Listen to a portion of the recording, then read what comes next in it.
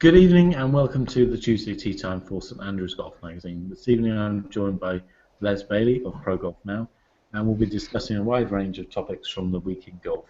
We'll also be looking at Tiger Woods' performance, or lack of performance, at Phoenix Open, Brooks Koepka's amazing win, Rory McIlroy in Dubai winning again. Yeah. One, young ever, and then Farmers Insurance Open as well. But we'll actually start, I think, Les, by talking about the news today. The Open Championship in the UK from 2017 will be broadcast on Sky Sports, which is a satellite sports station. It's the biggest sports television company in Europe. And it broadcasts everything in golf. It broadcasts the PGA Tour, the European Tour, the Ryder Cup, the Masters, the PGA, the US Open, ladies golf, everything. Everything that's on 4 or 5 channels in America is on one channel in the UK. Until this year, the Open Championship had been on the BBC, which is our public service broadcaster for the last 60 years. Today they've announced, the RNA, that Sky will be hosting the host broadcaster from 2017. I've seen various views, some of which are ill-informed, some of which make sense. My view, as I expressed in this month's magazine, is that the Ryder Cup used to be broadcast on BBC for around 20 years. It was a small event. 20 years later, the Ryder Cup is the biggest event in golf, and that has not been shown live on free-to-air television in the UK, or in fact anywhere in Europe, for the last 20 years. Well, that's really bad. I don't know why they do that. But it shows that it doesn't actually harm the event because the viewing figures are huge, and it's got to become a much bigger event. From participation standpoint, my view is that, yes, I think thinking back to when I was inspired to take up golf was '93, the Ryder Cup. It was on the BBC. I saw Nick Faldo make a hole-in-one. That was it. I was hooked. You was hooked, yeah? That was the inspiration. And Lee Westwood made that case very forcefully in the week. So in America, you have a very good situation where your public broadcasters are enormous. They have a lot of money, but they're commercial, and the BBC, unfortunately, isn't. Well, I remember watching the 1990 U.S. Open on a Sky Network station in Zurich. The broadcast was in German, but I could watch the broadcast and tell what was going on. It didn't really need the the language to tell me what was going on. But I remember spending quite a bit of time in Europe back in the late 80s, early 90s, and Sky was the big sports broadcaster. Yeah. Isn't that owned by Rupert Murdoch, or? It is, yeah, partially. He owns around 40% of it. So. And Fox Network, Fox Sports here.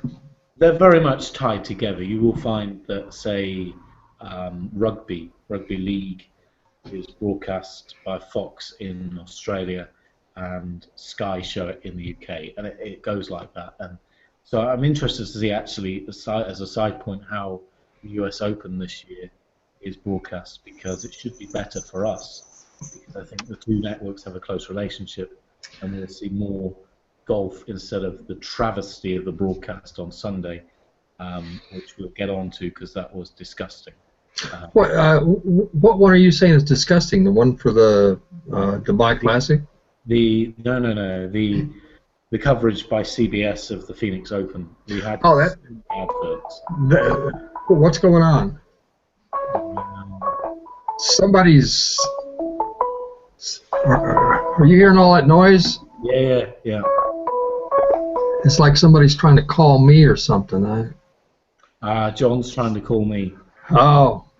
I will disconnect him because that's affecting the broadcast.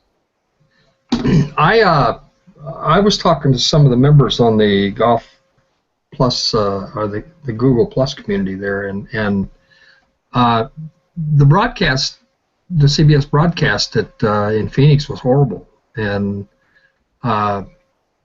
it was like once Tiger and Phil were gone, nobody cared anymore, and everybody wanted to get to the Super Bowl, which was in Phoenix and kicked off 30 minutes after the tournament was over. I'm getting another. Yeah, it's John again. It's John again. He's got a. He's making. But yeah, trying to make a point here, but. I'm trying to stop him. He's trying to call in on the Hangout that isn't this particular link. Yeah. That's what he's doing. Yeah, he is. But I had a discussion with the guy on the Google Plus community that the broadcast in Europe is always good for the European tour. It comes on in the morning here before they get into the action for the daytime and the effort, especially on the weekends. And I pretty much saw it as I had the feeling that in the United States here that it's the Tiger Phil show, whereas the broadcast in Europe is about golf. And what impressed me more about the European broadcast was, excuse me, they got the #1 player in the world over there. They could have well just sit on him for the whole day, which is what they usually do with Tiger, even if he's playing.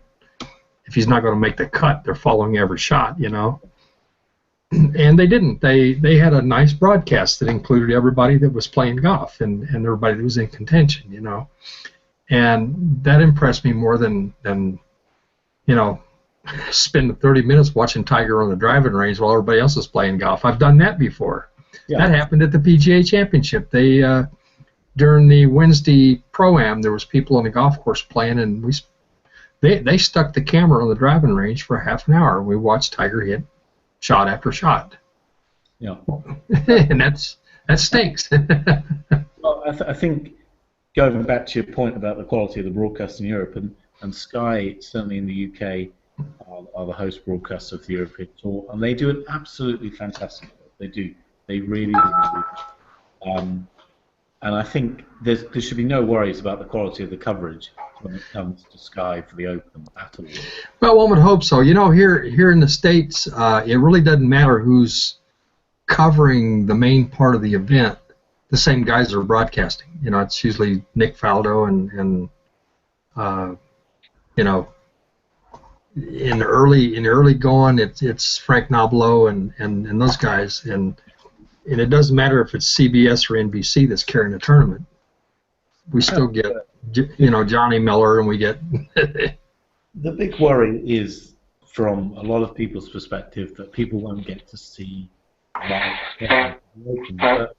Get to see what? They won't get to see live coverage of the Open.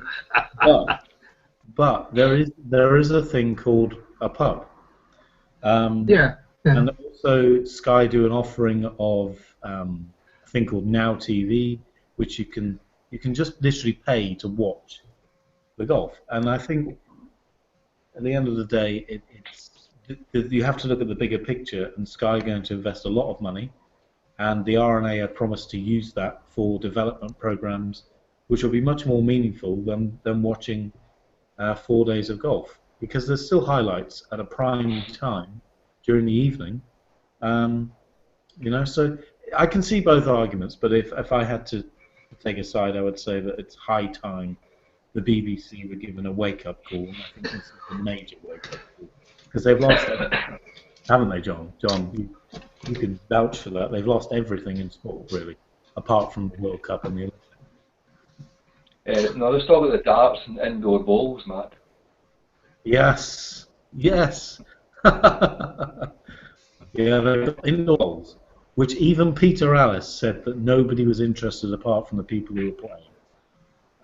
The BBC have lost them all. It's just got the football, and they have international rugby, and not all of those events either. I'm afraid that they've got all the money that the BBC has is being invested in football soccer. Well, one of the questions I have is where does golf rank in the UK in viewership? I know that the football is probably the big thing, but how does it rank with the rest of the sports? Well, if you look at the Ryder Cup, this is a stat, and this is a meaningful stat when you look at Sky.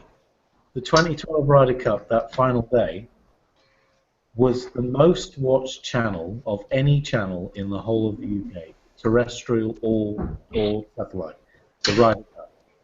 Yeah, but on a regular weekend, where they're playing in Malaysia, for instance. The regular weekend, it's very low. Yeah. It's a couple of 100,000. Yeah, it is on a regular weekend. But the big events do have a big peak. Yeah. You know?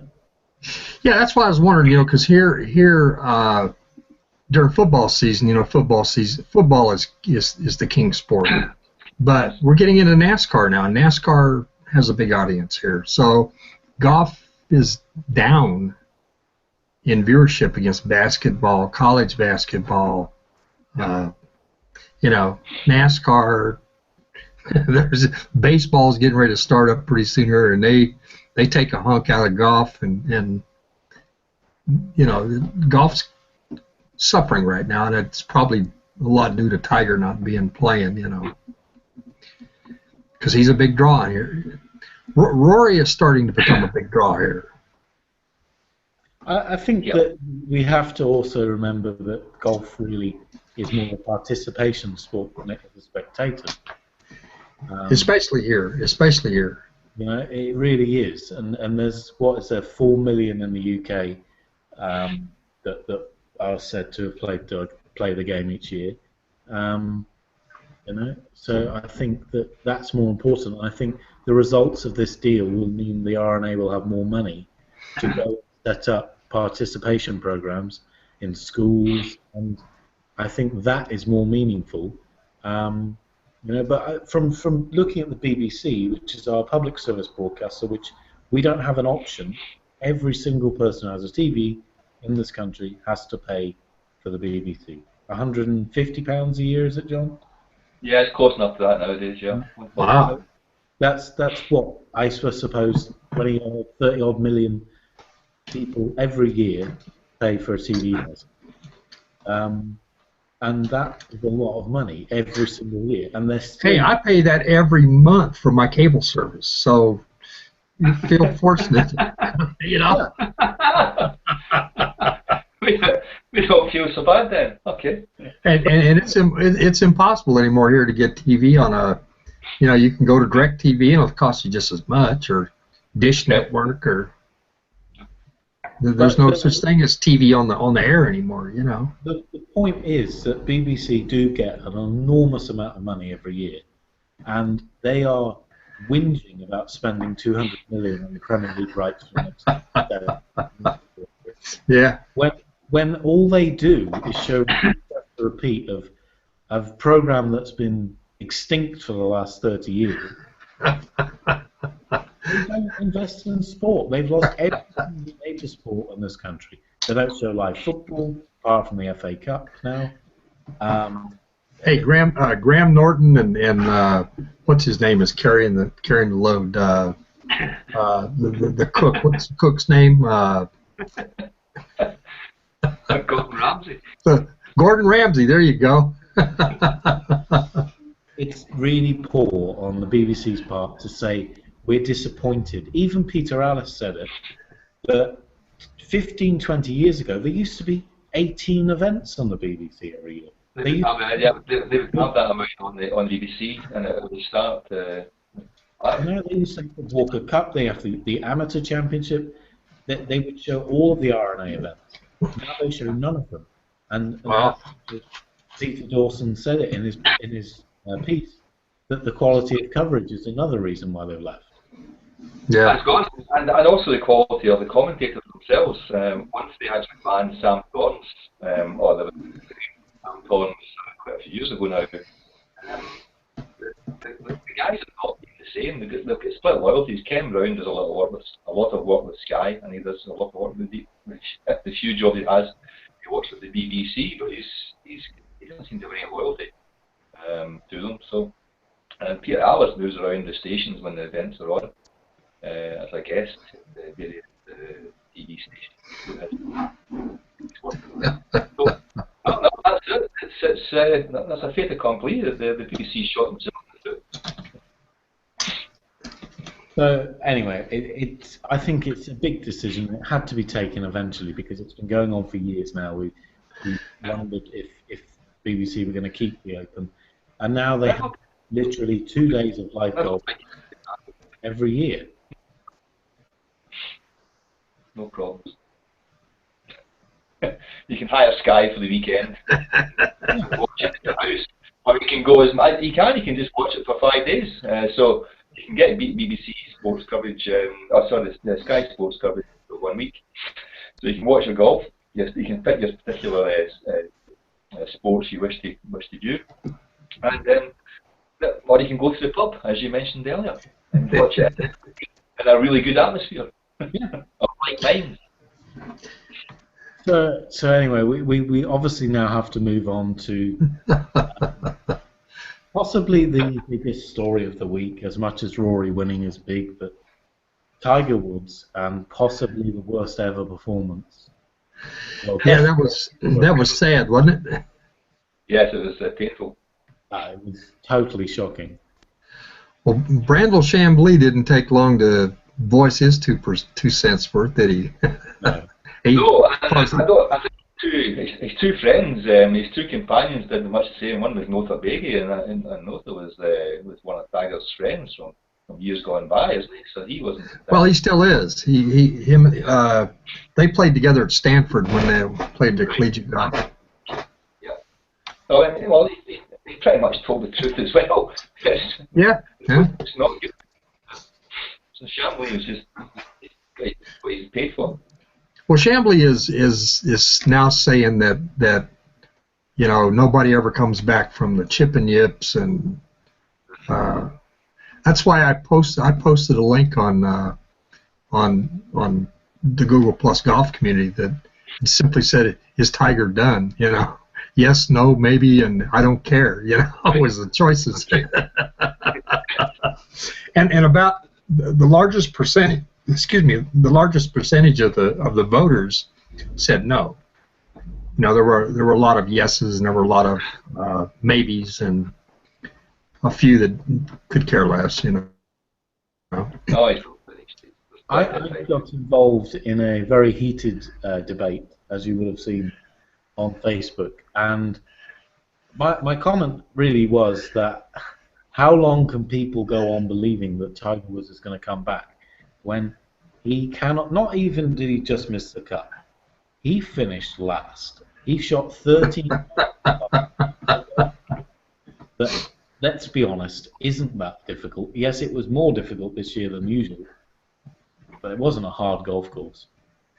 Yeah, but the thing that people are holding stock with is that he is, 13, 14 months away from a 5-win season.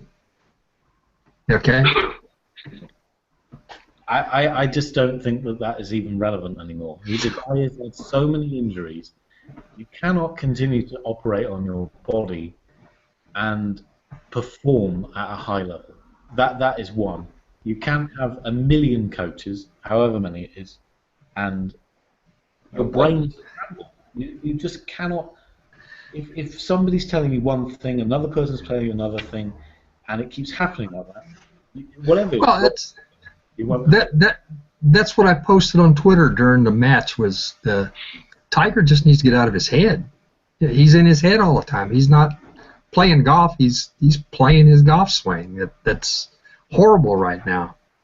And I mean, he looks really great on the driving range. He's like the rest of us. He looks great on the driving range, but he goes out on the golf course and can't find the fairway. I mean, the first tee shot at Phoenix was, wide right. He spent most of the day in the gallery surveying how he's going to hit his next shot around the trees. That first tee shot's been a problem for many years, Les, and it's at the Big Duck Hook a few times. The only place he's not put out of bounds is the first in St Andrews. Well, at the Hero Challenge, he was hitting his drives in the fairway. He looked really good. I don't know what happened. you go to a PGA sanctioned event and all of a sudden he just falls apart. Was it because he was intimidated by Jordan Spieth and the other person that was in the group? Well, he was playing with Patrick Reed and Jordan Spieth, and I don't know. I almost think that the 2 rounds with Tiger may have hurt Jordan Spieth, because once he got shook loose of Tiger, man, he started putting some birdies in the hole.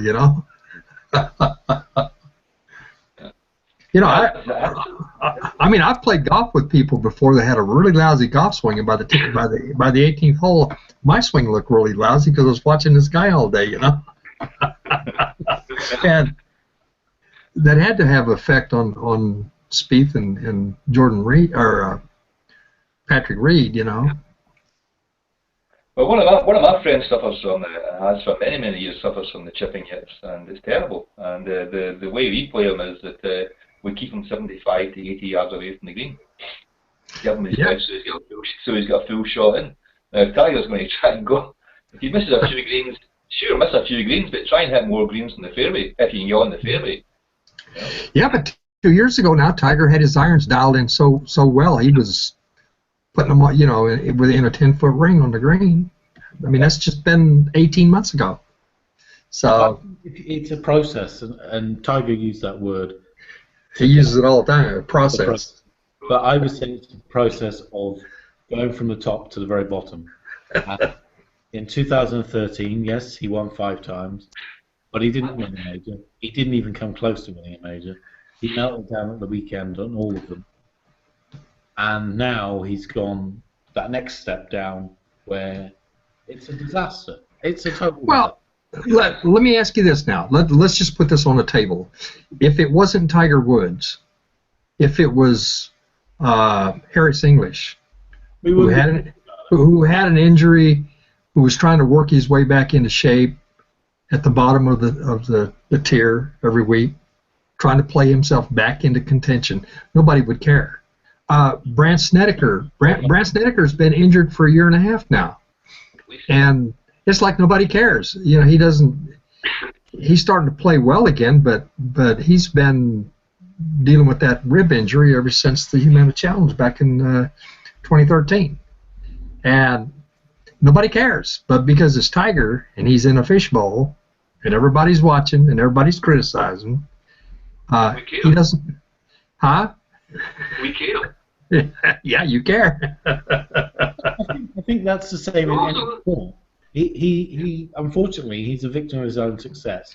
And yeah, absolutely. Told by countless people, Tiger's going to come back.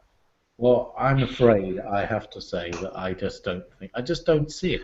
It is not going to. If it does happen, it won't happen. If he can make some cuts, and play on the weekend, he can put people back in front of the television just simply because it's Tiger Woods. I'd just like to see the season continue for a few more tournaments. Yeah. Play. If they get the cameras away from him, let him sort through this and get his game back. Maybe even a stint on the web.com tour or something. Just to get away from the cameras. Let him play golf. Let him play some golf and work this out. But that's not going to happen. Out with the Farmers this weekend, hopefully this weekend. What's his itinerary for the build up to the Masters win? Well, the Las Vegas has him 50-1 at Torrey Pines, a place where you might forget he's won 8 times. So can't forget it. We're not going to let you forget that, man. They won there 8 times. Yeah, and people need to remember that I am a huge Tiger fan. I grew up a Tiger fan, and I am a fan of Tiger Woods.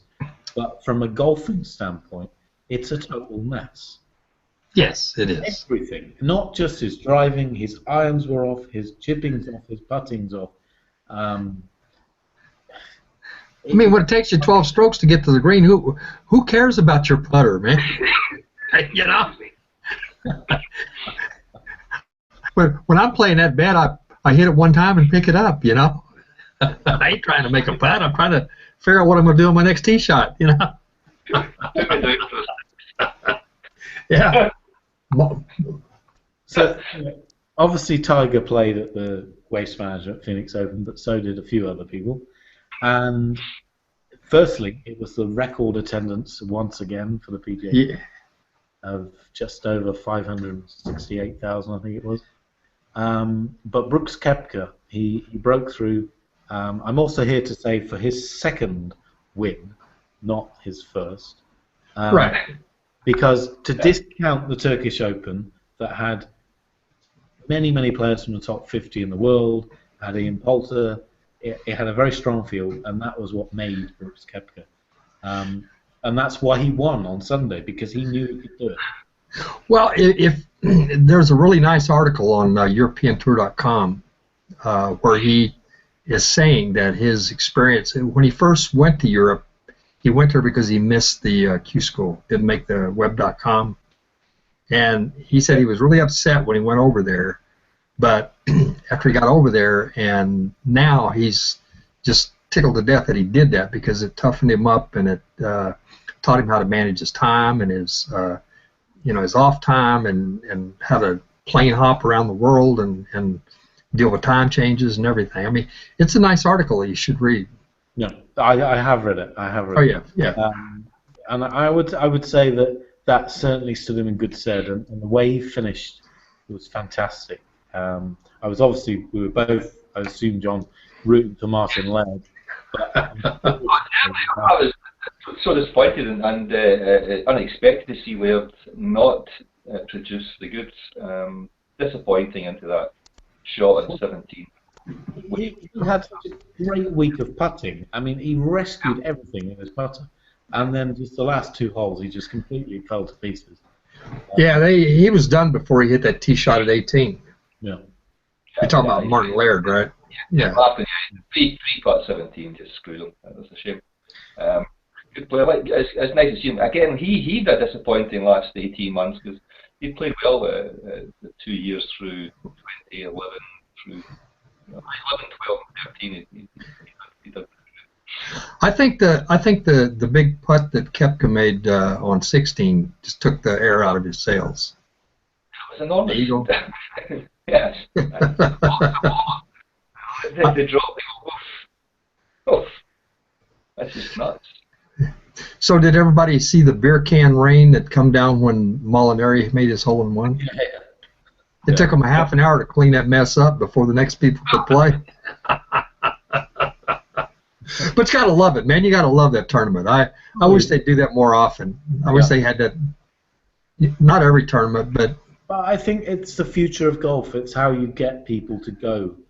Even on Super Bowl Sunday, no Tiger, no Phil. Ricky Fowler wasn't in the equation. Bubba sort of was, but didn't quite do it again. It still had over 80,000 people. That's more than any European Tour event gets in the whole week. Yeah, that's in fact the Thursday round. There was a 30,000 increase over the last, over the record, simply because Tiger was there. Yeah. But there was 30,000 people more on Thursday than there ever had been on Thursday.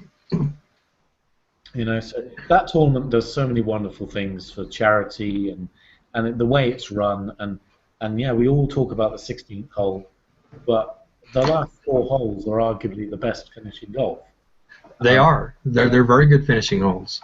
And I wish the Ryder Cup would go there. I just have this desire to see it go there because it's a great course for one, but can you imagine the atmosphere? Yeah. Oh yeah. It would be awesome. The 16th hole would be take him up, boys.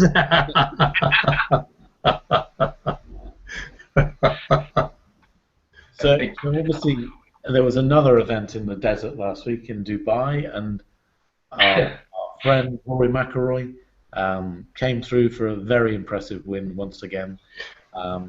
Well, see, in 7 starts, he's got 4 wins and 3 second-place finishes. Yeah. That's not a bad career for a lot of people. I'll bet Brandel Chambly wishes he had 7 tournaments that finished runner-up 3 times.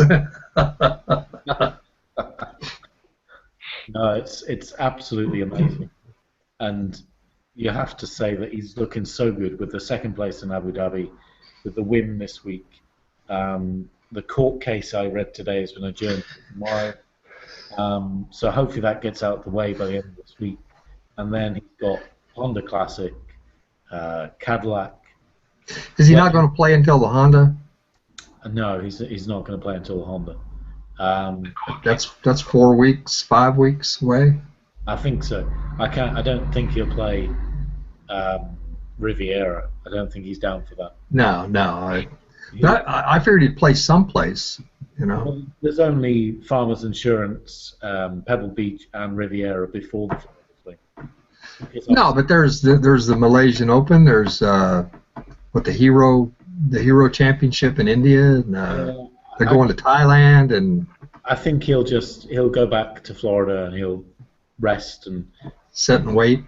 Yeah, and then he's got a tournament which he's won. Then the Cadillac, he's come in the top 10, and I think he may play Bay Hill, or then he may take a week off after that and then play Houston, and then the Masters. So he's got a good run. Well, he was one putt away from winning the Honda last year. If he'd made a putt at 18, he'd have won the tournament. Well, the question I have about Rory, we watched David Duval chisel his body into obscurity, and much can be said the same for Tiger Woods, chiseling his body and losing his flexibility. And it looks like Rory's doing the same thing. Is that what everybody else is seeing? I don't think. I think he's doing it in a different way, where he's building up the muscles that are good for golf. Yeah, and he's younger, and he still has the flexibility. Well, as long as he doesn't lose it, that's the main thing. Because without that flexibility, he's not going to bomb them 350-yard drives. He can do it. He's 25 years old. He's still got the flexibility. His body shape's been pretty good. It's been building that way for the last 2 or 3 years. It's not unlike what the Andy Murray player has done over the last 3 years himself. Still. Yeah. I think it's a good point, because if he does go in the wrong direction with it, it could be a problem. But I think he's trying to make his body strong enough in certain areas to cope with playing enough events and make sure he hits the ball long. But again, I mean, he never looked in any doubt really all week. Well, he didn't play that great during the weekend, but he built enough of a lead to. And the people that were challenging on Friday and Saturday fell back and had new challengers on Sunday. So, and they were all like Keimer. Keimer shot 8 under on Sunday, but he was so far back he couldn't catch up.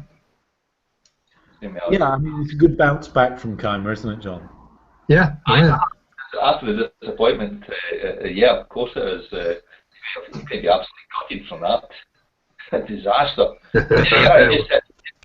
Hit 3 bad shots and get heavily punished for each of them, rather than escaping with 3 bogeys. He comes in with triples, and God knows, jeez. It's just again another car crash TV there, but he bounces back and he's at top. What was that? 5, top 6 there weekend. So he would shrug it off. He would walk on. He's a PGA Open champ. Yeah. I understand that Gary Stahl won the January Player of the Month award, and Keimer kind of gave him that one, but he still had to beat McIlroy to and he beat Rory. So. Well, I was impressed with the way you could see he was clearly nervous playing those last few holes. But sure. He hit some great shots, and he won the tournament, really. I mean, yes, if Keimer had shot level par, he would have won. But he didn't. And unfortunately for Keimer, it had to happen one day. He's closed out so many good tournaments in great fashion, and one time he didn't. And he's used that and turned it into a positive. And he's come back this week and done really well. Another player that's now getting a good reputation as a closer is Brandon Grace. 2 weeks ago, at the Qatar Masters. That's the 6th event out of 6 on the European Tour he's won when he's led into the final round. So he could be the next South African player that we look at and think he could be a major champion. Yeah, he needs to play a little better on the PGA Tour when he comes over. Yeah, and he may get an opportunity leading up to the Masters. But if we move on to Lydia Ko and an incredible achievement at the age of 17 to become world #1. She didn't win the tournament. I have to confess, I didn't see any of the tournament, but I did catch that she made a bit of a mistake in the closing holes. But she finished second, and that was enough to get her to world #1. And yes, it was. It's remarkable. I hope she can sustain it. I really do, because she's fantastic. I remember one of the caddies here at St Andrews carried for John, and then he carried for the Ladies Eagles Open a couple of years, 2014, and he said it was the best female player he'd ever seen, and he'd been the European and an American ladies circuit. But he'd never seen anything like that. It was he's so composed. Well, she's certainly going to be a factor, one to be reckoned with for most of the season, it looks like. Well, definitely. Come out so early, first event, and laid a marker down, and to go from, what was she, amateur at the start of last year? No, she started last year. The last tournament in 2013, I think she played as a professional. Right. I remember right. She's gone from amateur to world #1 in just over a year. Yeah, 14. And that is pretty unbelievable, even at any yeah. 17. She could be the greatest woman golfer ever, and I know that's a big thing to say, but she's got 40 years of it. You know? If she can stay healthy, that's the big thing. 40 years on the LPGA, and wow, she could win 150 tournaments. Wow, that's a bunch. That's what, 3 tournaments a year, 2.5 tournaments a year. So it's pretty incredible, and I think it's great to see, and it's another feather in the cap for the LPGA. They go forward to this week in the Bahamas, and another great field, and it's going to be great winner after great winner. And having all those big names on the leaderboard on Sunday, and having Na Yan Choi actually coming through and winning. I mean, that's just goes to show you what the LPGA is like. The strength is there, and having such a good field coming into this weekend in the Bahamas, it's a great field in there this weekend. So, yeah. They're great. I agree.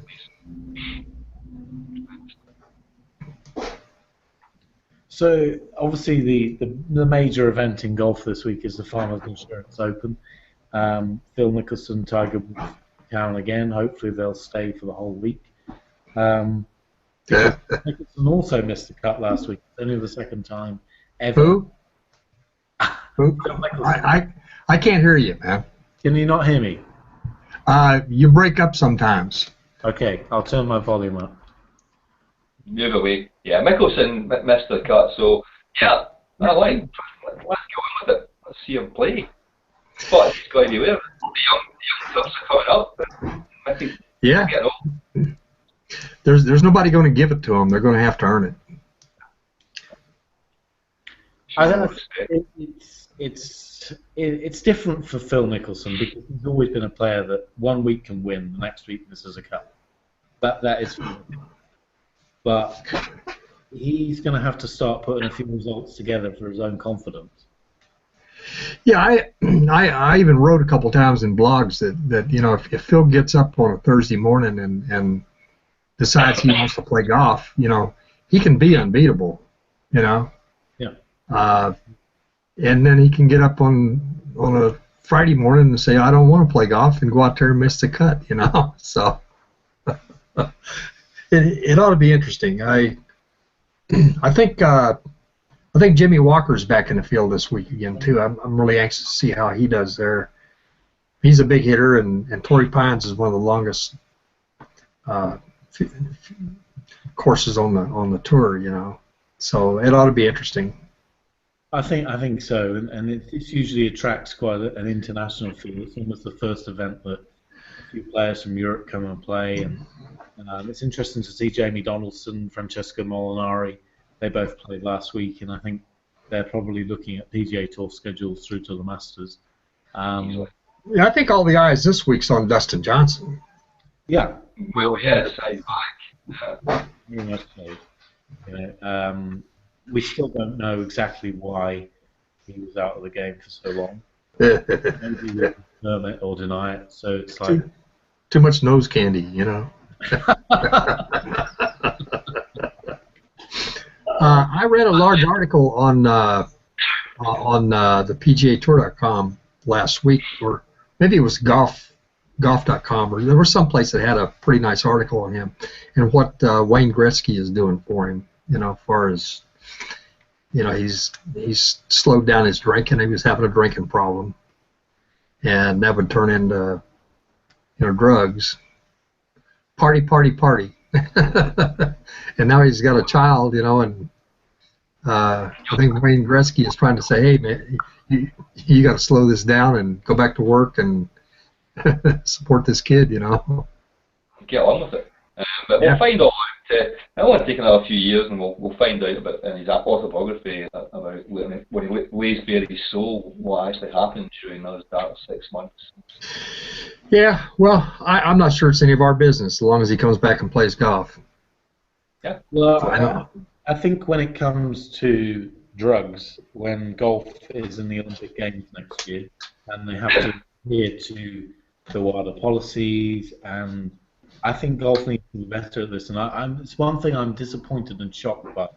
Is I always thought that golf, because of the way we are with the etiquette, with the respect for the rules of the game, would actually single out anybody who was involved with taking drugs and get rid of them. And not hide it, cover it up. But we've had so many. There's been quite a few now, starting with PJ Singh, you know, and now through to Dustin Johnson. And I think that it needs sorting. Well, it's like the rest of the big sports, though. They have a players' association, and the players' association has legal standing, and the players' associations won't let them just boot you out. You know, it happens in football, it happens in NASCAR, it happens everywhere. Is that guy gets the drug thing? Johnny Manziel just drafted number 2 by the Browns last year, and he's checked into rehab for a drinking problem. You know, and as much as the league would probably like to just boot him right on out the door, the Players Association will let him do it. Well, I think that we will find out eventually, because that's how sport is and that's how life is, and you can't really hide anything when you've got 24-hour news channels, journalists from all over the world, and so. But I think Dustin Johnson has the potential, of course, to win multiple majors, and he actually should have won the PGA 5 years ago. He probably should have won the Open that Darren Clarke won as well, but for 2 indiscretions, really. Well, he had a good shot at the at Pebble Beach there, at the U.S. Open. Yeah. He just had a horrible start on Sunday that took him out of it. Yeah, so he if he can get off to a good start, I mean, it's going to be good. Come back out into the public glare, play a tournament for the first time in months. It's going to be. Yeah. I think we might not see the best of him until the summer, but he's another one you add into the mix with Rory, with Brooks Koepka now, with Ricky Fowler, Jordan Spieth, Stenson, Rose, Timer. You've got so many, Bubba Watson. You know, there's quite a few now that really are big stars that could have such a great year, and hopefully it all comes together. And Tiger can, as much as I don't think it will happen, but maybe he can get some form and come back and challenge for a win. Yeah, it'd be nice. You know, Okay. It's going to be a good week, and we're getting ever closer to the Masters. It's not that far away now.